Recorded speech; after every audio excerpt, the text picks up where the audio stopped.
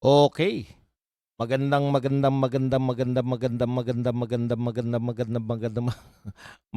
araw sa atin lahat mga kababayan. Saan man panig kayo ng daigdig naron, dito na naman tayo sa another episode ng ating Padong Aratilis Vlogs. Pag-uusapan natin ngayon, ito po, no?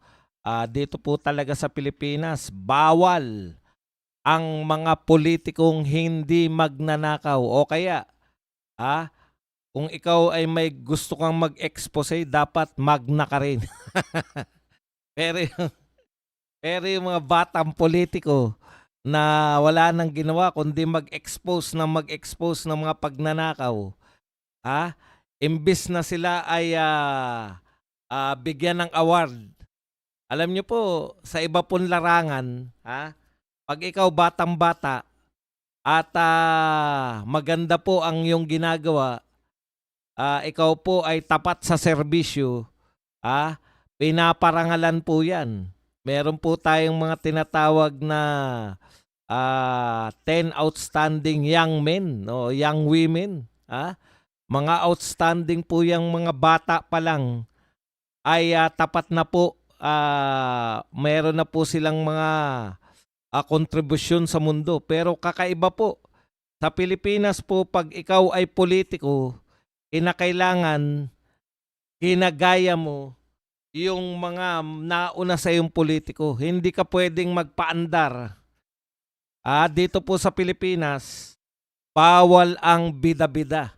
Lalo okay lang magbida-bida kung ang mga binibida mo ay mga kung magna ka rin. Ibig sabihin, expose ka ng konti, pero mas marami hamig, okay lang 'yan. Pero yung straight, hindi ka magnanakaw, pagito ka, titirahin mo yung mga magnanakaw, yari ka, pagtutulungan ka. Yan po ang, nangyayari po rito sa dalawang, Gen Z, ah.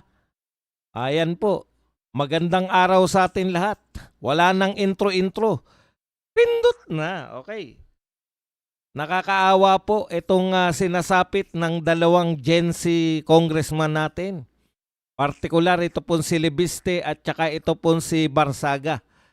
Ano po ang pagkakaiba nila sa mga politiko? Alam niyo po ang sukatan ko po, 'no, sa isang politiko na tapat na naglilingkod kahit na ano pa po, babatuhin at babatuhin, eh.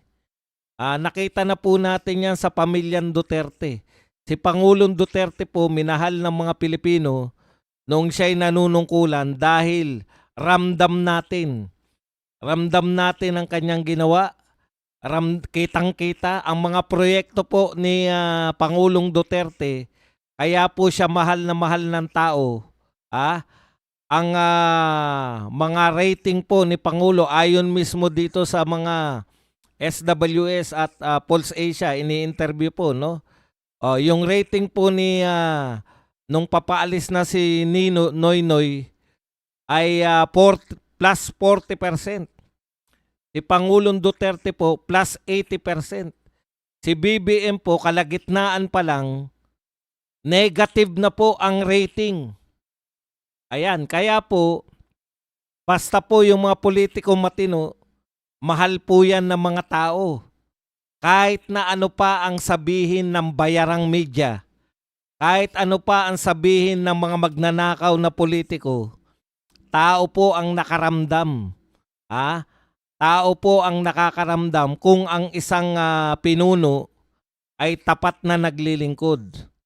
Hindi po yung media. Kasi po ang media, mas lalong ikaw ay naglilingkod ka ng tama, kung sino ang hindi magnanakaw sa media, yun ang masama. Oh, kita niyo po, laman na lahat ng balita na parang ang sama-sama na ni Barsaga, parang ang sama-sama na ni Libiste.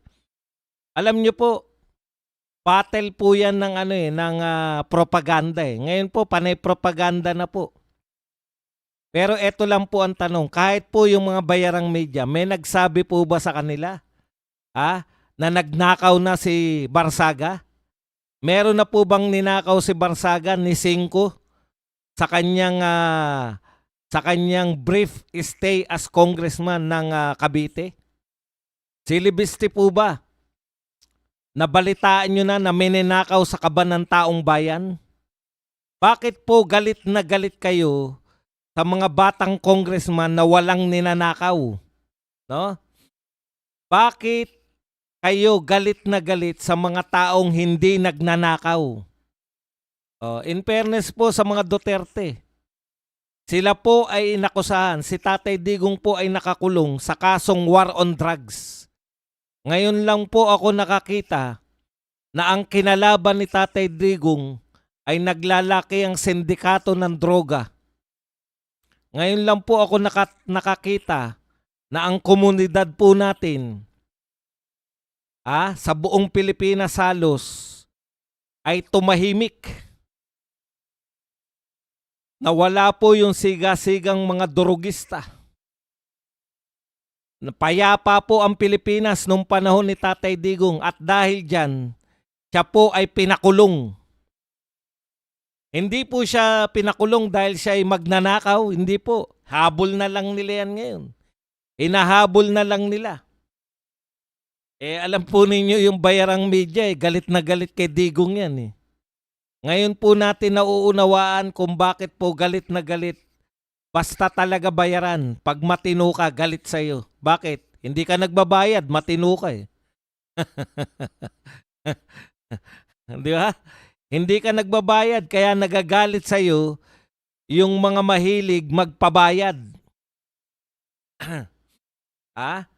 Kaya itong mga dilawan na to, na kitang-kita nyo naman po ngayon. Anti-corruption kuno yung mga yan. Pero sino po ang kakampi nila? Tignan nyo yung kakampi nitong mga dilawan kakamping at makabayan black na to. Sino po ang kakampi nila? At sino po ang kinakasuhan nila? Gusto nilang impeach. Si BP Sara pa rin. Alam nyo po, ang sukatan ko po sa isang politiko. Kasi punong-puno po tayo ng propaganda . Lahat yan panay propaganda na, battle of propaganda. Pero ano po ang sukatan ng malinis ang politiko? Walang bahid ng pangangwarta. Hindi po magnanakaw. Pag ang politiko po hindi magnanakaw at siya ay tinitira, patalikod, patagilid sa lahat ng bahagi ng katawan, kasi po nasasaktan sila. Yung mga magnanakaw kasi walang takot.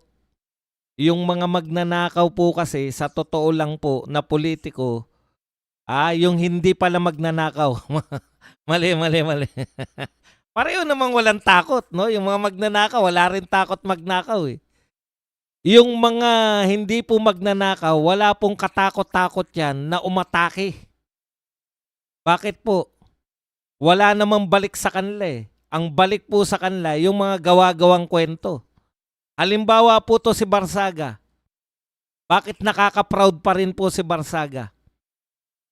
Sinampahan po siya ng kaso paninirang puri, cyber libel. Hindi po dahil siya ay nagnakaw. Nakuha niyo po? Dahil nasaktan po yung mga pinagsabihan niya.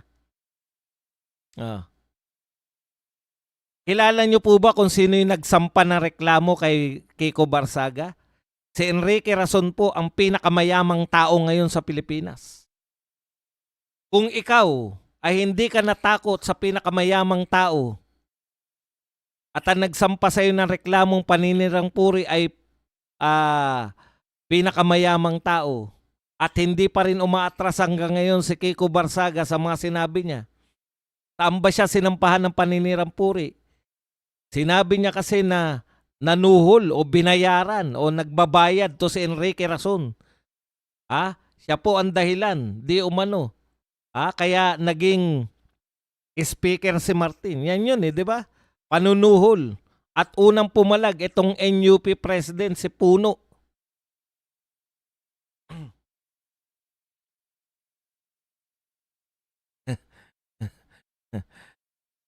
Nakita po ninyo? Bakit po nakakabilib? Ito po, tignan nyo Si Razon, all of a sudden, wala po akong alam sa buhay niyan, tao na yan. Wala akong, alam natin lahat, oligarko yan. Si Tatay Digong, alam nyo, si Tatay Digong po ang kauna-unahang politiko sa Pilipinas na naglakas loob na sabihin na ang pinakapangunahing problema ng Pilipinas ay ang kontrol ng mga oligarko. Galit na galit si Tatay Digong sa mga oligarko. Pero po, alam nyo, napaka bait na tao. Nadurog daw po ang puso niya nung panahon na tumulong yung mga oligarko sa kanya. Nung panahon ng pandemya. Alam nyo, yung mama talagang may puso eh. 'Di ba? Siya po ay nagpasalamat sa mga oligarko. Mula po sa ABS-CBN at lahat po ng mga munyaman na to, kaya po ang bigat ng kalaban ni Tatay Digong. Dahil yung pinakamayayaman, yung pinakamayayaman pong tao ang kinalaban niya. Siya po ang kauna-unahang politiko na openly pinabakbakan, pinapaliwanag sa atin. Alam niyo yung sinabi ang punto ni Tatay Digong? Ha? Dinaig ng oligarko ang lahat sa pagnanakaw dahil openly yung mga batas. Nagtataka pa po ba kayo ngayon? Bakit yung mga politiko ay baw ng baw sa mga oligarko? Mga kingmakers, di po ba? Ayan po ang legacy ni Tatay Digong sa atin eh. Yung pakikibakan niya sa oligarko mula sa ABS-CBN, lahat ng politiko takot. Sino po? Ito, in fairness kay Remulla, ang mga lumaban po sa mga oligarko, particular yung ABS-CBN, kaya kita nyo naman. Pag hindi ka matatag, talagang dudurugin ka eh. Oh. Sino po yung mga lumaban sa ABS-CBN na naging kasanggan ni Tatay Digong? Si Senator Marcoleta, magkakatropa yan. Medyo may mga thunders na ng konti. In fairness kay Boying, nung panahon niyan, si Boying, yan po ang magkakasangga. Si Boying, siyempre nangunguna si Marcoleta, at saka yung tatay ni Kiko, si Barsaga. Baka nakalimutan na natin lahat. Kaya namamana po eh. Ako naniniwala na mamana talaga eh. Yung pagiging matapang ni PD Barsaga nung panahon ng kalaban nila Tatay Digong, yung ABS-CBN, pinakamakapangyarihan. Kingmaker.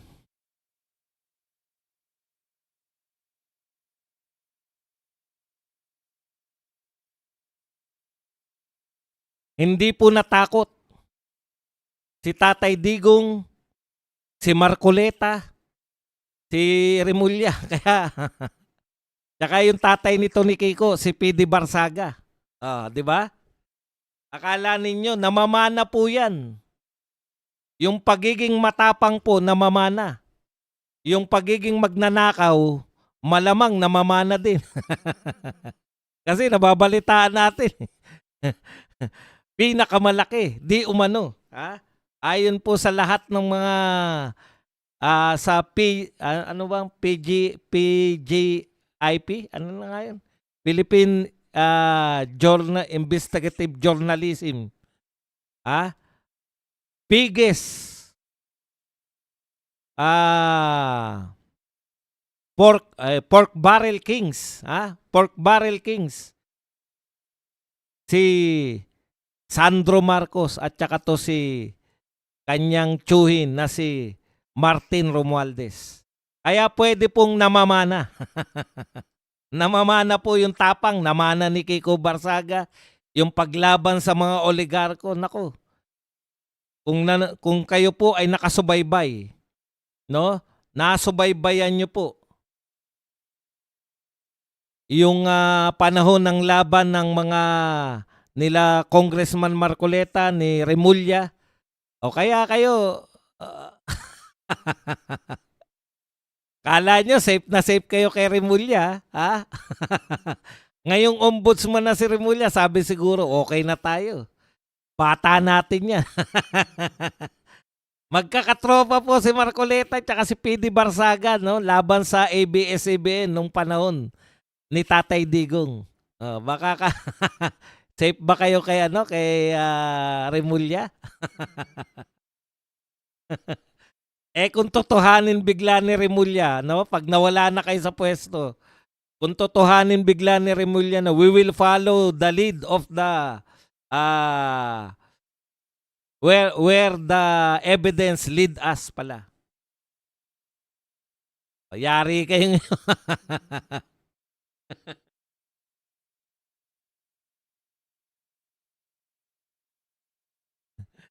Okay. Nakakagulat po yung laban nitong dalawang bata na to, partikular si Libiste. Kaya nga Libiste tsaka to si Kiko Barsaga. Wag po niyong akalain kasi kapon may nagsabi, porke ba't bata, ginigipit. Hindi po, marami rin pong bata. Marami rin pong batang congressman ngayon na hindi po ginigipit. Nariyan po yung anak ni Ralph Recto at saka ni Vilma Santos. Eh, paano mong gigipitin yun? Eh, mga anak ng Diyos yun. Ha? Kaya nyo kami tinitira dahil kayo'y nasa baba at kami ay nasa taas. Oh. Paano mo titirahin yung nasa taas? Ha? Eh ano yan? Panginoon. Anak ng mga Diyos yan si Recto. Sino pa? Yung anak ni Grace po, o, di ba? Congressman din yan. May tumitira ba dyan? Yan yung punto natin eh. Ito po, meron pa yung bata rin yung sa Mandaluyong, yung pamangkin yata ni Ben-Hur yun. Okay, ang point lang po dito po sa Pilipinas, ngayon, ang tanong, meron ba silang kaso ng pagnanakaw? Eto bang dalawa na to, nagnakaw na sa kaban ng taong bayan? Yun na lang po eh. Ha? Talagang babagyuhin po sila. Tumingin po kayo ngayon sa mga social media at saka sa mga press. Akala mo ang sasamang tao na ni Kiko Barsaga at saka ni Libiste. E ang tanging kasalanan po nila, in-expose ni Libiste yung mga insertion. Nasasaktan po sila. Oh, ito naman si Barsaga, ine-expose lahat.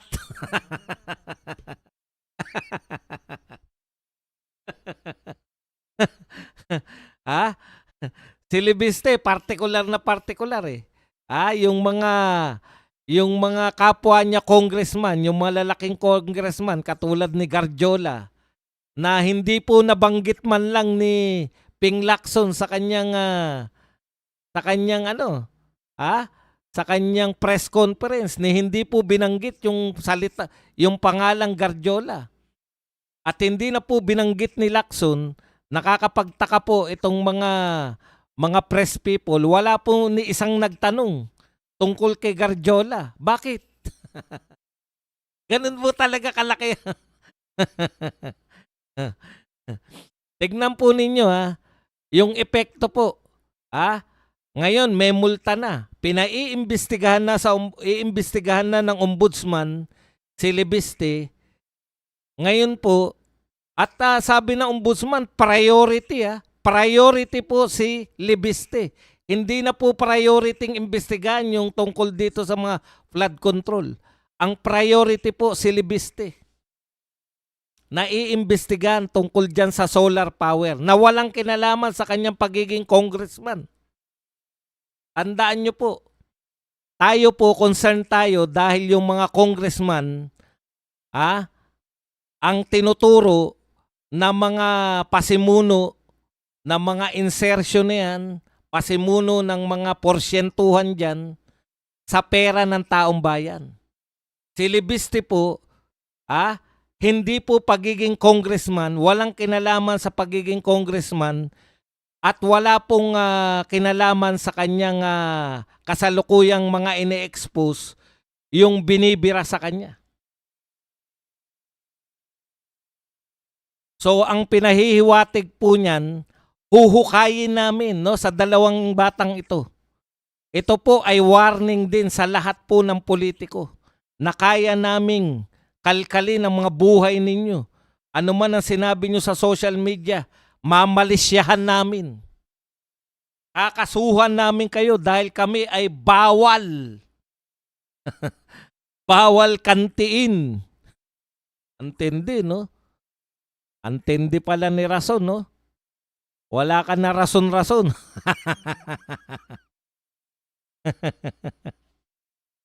Kaso agad. Oh, kinasuhan agad si Kiko Barsaga. Alam po ninyo, ngayong bagsak na bagsak ang rating ni BBM. Ngayon nyo ilalabas yan kung gaano kayo. Kita nyo naman, no? Pati po mga panay pagbibigay po sa warning eh. O eto naman po si Auntie Claire, akala mo naman napaka-importanteng tao. No? Pinagbabantaan daw ni Trixie Angeles, ni Attorney Trixie. Akalain yun? Sampa ng kaso, sampa dito, sampa dun. Hindi nyo naman napipigilan yung mga sinasampahan nyo ng kaso. Tuloy pa rin. Alam nyo, Kong Kiko at Kong Libiste, wag po kayong padadala na sumunod lang kayo sa Agos. Maganda yung ginagawa ninyo. For the first time, nagkaroon kami ng pag-asa.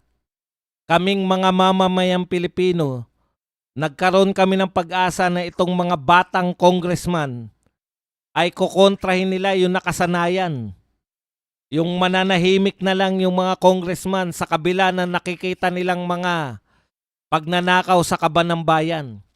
Ituloy nyo po yan. Nasa likod nyo po yung taong bayan. Kahit hindi nyo po ganong maramdaman dahil malakas po ang puwersa, no? Ng bayarang media, malakas po ang puwersa ng bayarang trolls, malakas po ang puwersa ng mga bayarang politiko. Nasa likod nyo po yung taong bayan. Taong bayan po ang kakampi nyo. Congressman Kiko Barsaga at Congressman Libiste. Ituloy nyo lang. Huwag kayong magsasabi na huwag po kayong manghihinawa at huwag po kayong makikinig sa mga nagsasabi na dapat kontrolin ninyo. Na dapat kayo na uumay na sila sa... Kaya po sila nauumay dahil kakampi po nila. Kakampi po nila yung binabanatan ninyo. Kaya po sila nauumay dahil nasasaktan sila dahil malamang benefactor sila ng mga binabanatan ninyo.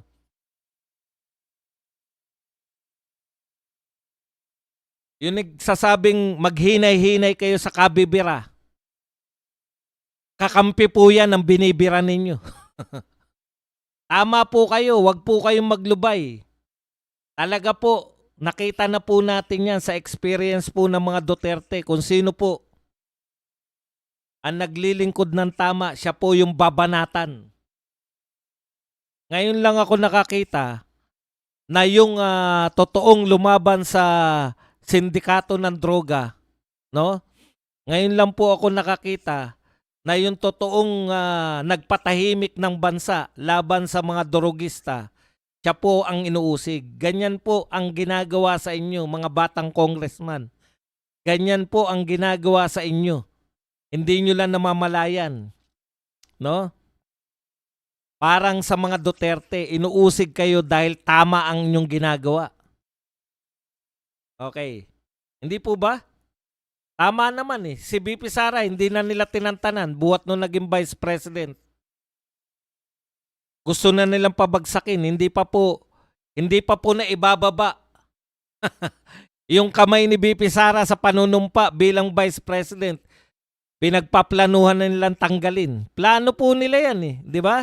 O eto, nanghingi ba ng confidential fund? Sige, ibigay mo sa December. Para gagastosin niya ilang araw na lang, tapos banata natin.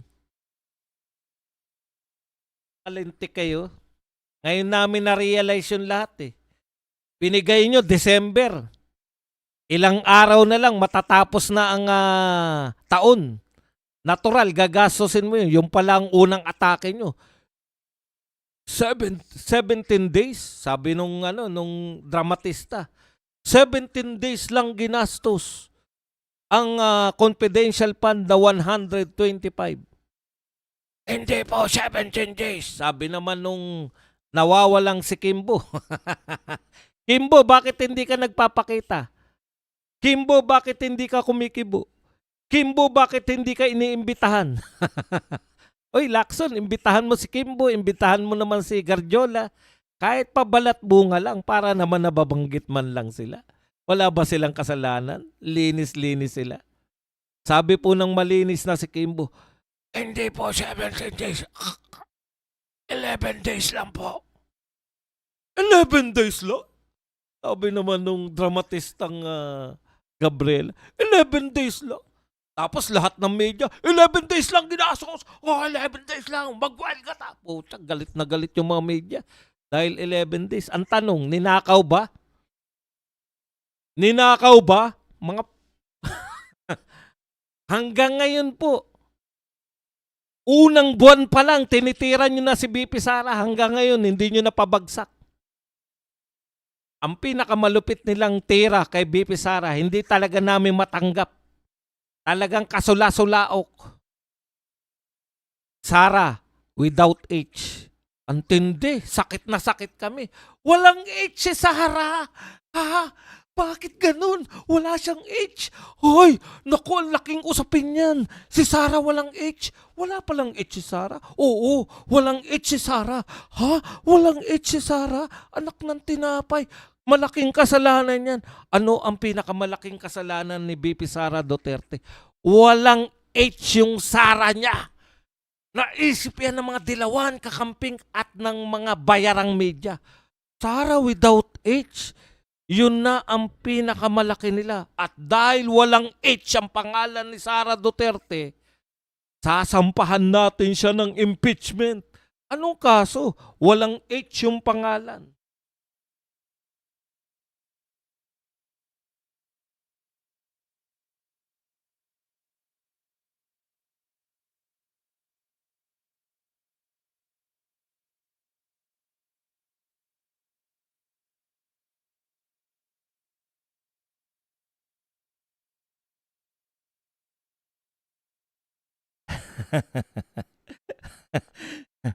Tinampahan.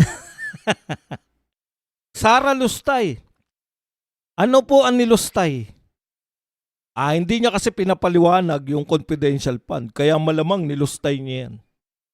Ganun ba? Sara Lustay na dahil hindi pinapaliwanag? Oo, masamang hindi paliwanag yun. Bakit po si BBM? Hindi rin niya pinaliliwanag yung confidential fund. Ibang usapin yun. Kakampi namin yun. Yung kalaban namin, kalaban lang namin pinagpapaliwanag namin. Si BBM din po, hindi rin po pinapaliwanag yung confidential fund. Bakit po? Wala siyang kaso. Kakampi namin yun. Bayaran nga kami. Ba't naman kakasuhan yung mga kakampi namin? Kakampi namin yan.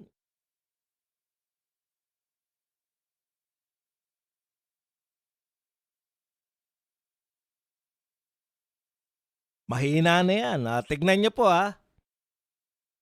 Trillanes sinabi, wala na pong wala na suporta yung mga Duterte. Si Llamas sabi, nagpunta ako ng ibang bansa. Naku, yung OFW pala, wala na suporta yung mga Duterte.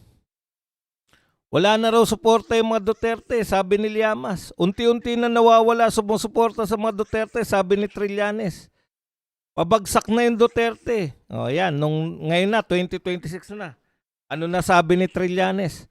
Kinakailangan na magkaisa ng lahat ng mga Marcos, ng mga middle forces, ng mga dilawan, kakamping. Kinakailangan natin magkaisa para hindi manalo si Duterte. Yan lang ang tanging paraan, magkaisa lahat para talunin si Sara. Sabi naman, ngayon na. Now or never. Sabi naman nung si Llamas. Hindi natin tatalunin pag hindi tayo nagkaisa lahat. Nagkaloko-loko na yung Kayo nagsasabi na mahina ng mga Duterte. Kayo rin na nagsasabi na kung hindi kayo magsasama-sama, kung hindi kayo magsasama-sama, si Sara Duterte na mananalo. Kinakailangan nyo ng pagtulungan ngayon 2026 na dahil paano mo papaniwalaan yung mga tao na yan? Kasasabi nyo lang na mahina na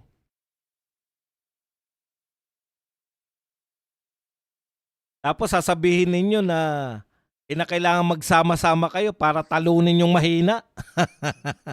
Anong klaseng mahina yan? Kinakailangan nyo pa magsama-sama para matalo. Okay. Ito, dinadaan lang po natin sa ganyan. Yung pattern. Yung pattern po nila ng paninira, yung magkakasabwat po yan.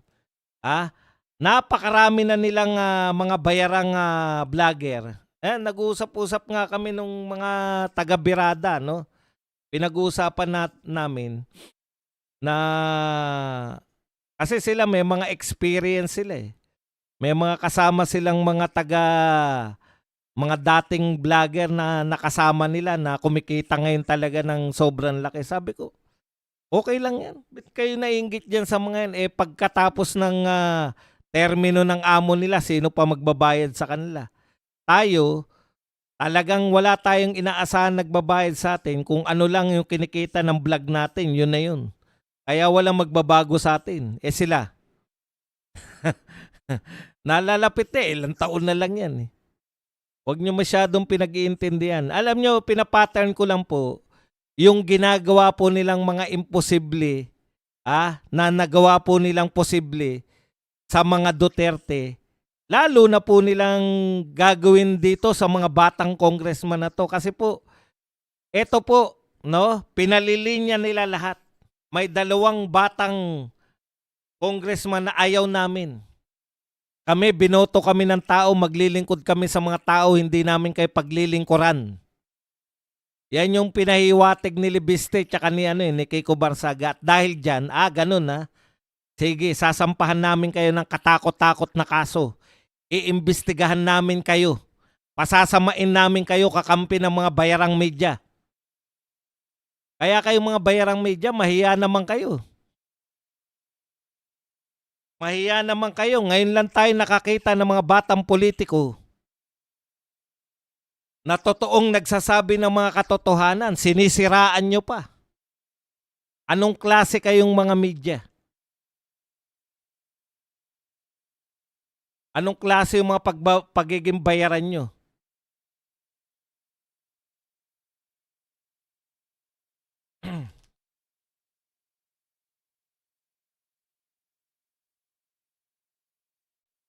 Ako po, nakaka-proud lang po.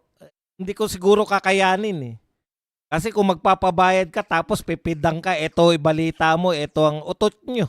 Akin tong channel na to.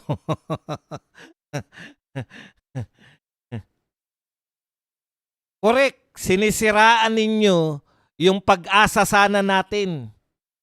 Dapat yan, alam nyo si Kiko Barsaga at si Libiste, dapat yan binibigyan ng award. Tayo na rin dapat na magbigay ng award dyan sa 2 na yan. Taong bayan po. Huwag po kayo mag-alala, Kiko Barsaga, hindi po nila mararanasan. Hindi nila mararanasan na dumugin. Nakita ko po sa aktual yan kung paano dinumog si Kiko Barsaga. Walang organisasyon yan. Nanawagan lang si Kiko Barsaga, mag-rally tayo sa gate ng Forbes Park dahil dyan nakatira si Martin at saka si Saldico. Nagsusunuran po mga tao kay Kiko Barsaga. Hindi po dahil sa binayaran niya, hindi po dahil inorganize niya. Dahil naniniwala yung tao na itong batang congressman na to ang pag-asa namin. Siya ang nagsasabi ng totoo. Sino po kapanipaniwala? Yung sinasabi nila na makasalanang tao yan si Barsaga. Anong sinasabi niya makasalanan daw? Yung mga sinasabi niya lang? Paano yung mga ini-expose niyang nagnanakaw? Wala silang kasalanan sa tingin ng media? Mahiya naman kayo mga bayarang media.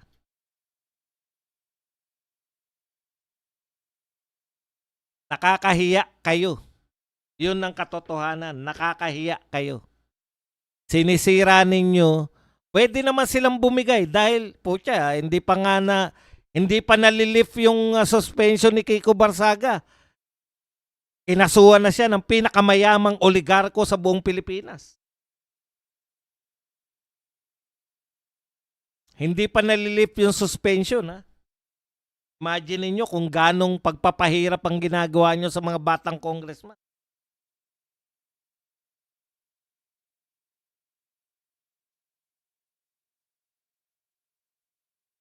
Okay, meron lang po tayong mga napuna rito yung ginawa po ni Lacson na expose. Actually, expose na naman. Yung pakikipagbanatan niya po na hindi ako bakla at inupakan niya yung retokadang si Amy Marcos. Kaya na po ng mga tropang mga bading yan ni Amy Marcos. Kaya na. Abangan po natin, ilabas po natin yung popcorn natin at makakasaksi po tayo. Mag-abang po ka tayo ng mga bagong atake ni Daryl Yap in a form ng skit. Babalikan po nila yan. Pero ito po, yung isa po sa mga in-expose di umano ni Lacson na may balita siya na yung nagtinda o nag-front yung Diskaya. Parang ito kasi yung gustong palabasin ni Lacson eh.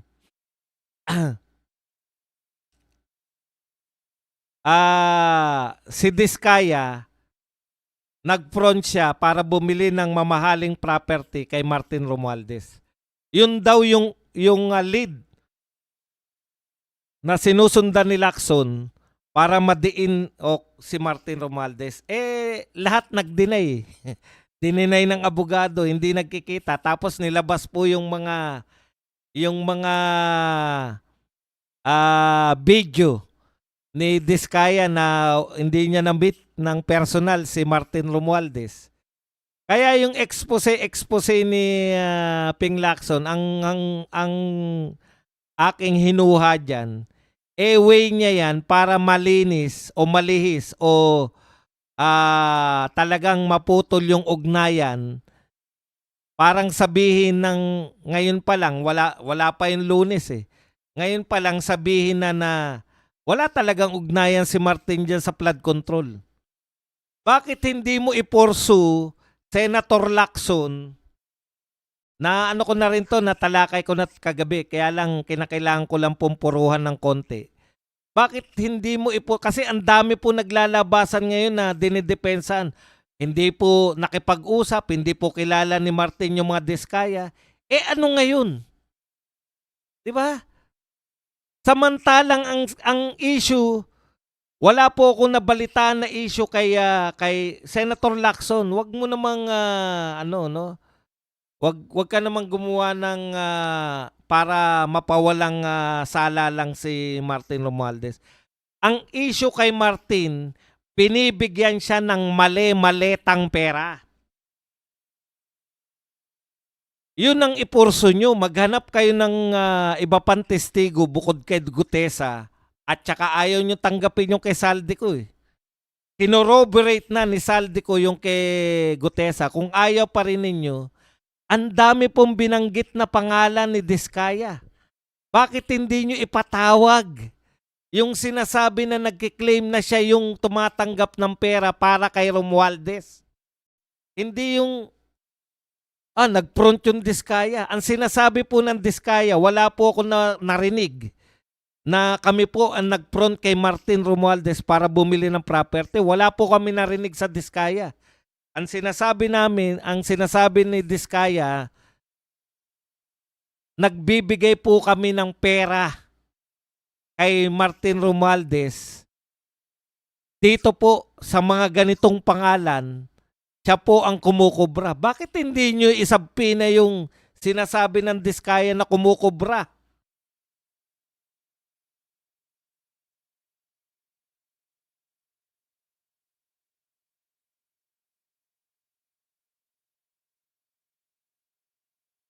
Ang dami-dami po nagtuturo. Pero isa lang po yung gusto ko ron na nabanggit ni Lacson, hindi natin masyado napuruan to kagabi. Yung sinabi Yusek Bernardo na balak daw siyang kupkupin ni General Torre. 'Di ba? Siyempre pinalagan nila 'yon. Ngayon pinaghinalaan ko, bakit kaya? Tapos hindi mo inimbitahan si Torre. Bakit hindi mo inimbitahan si Torre? Alam mo 'yun? Pinalutang mo yung issue na si Torre gusto niyang imbitahin o gusto niyang siya yung maging mangalaga kay Bernardo. Pero bakit hindi mo iniimbitahan si Torre para makapagpaliwanag naman si Torre kung ano yung issue ng yung sinasabi ni Bernardo?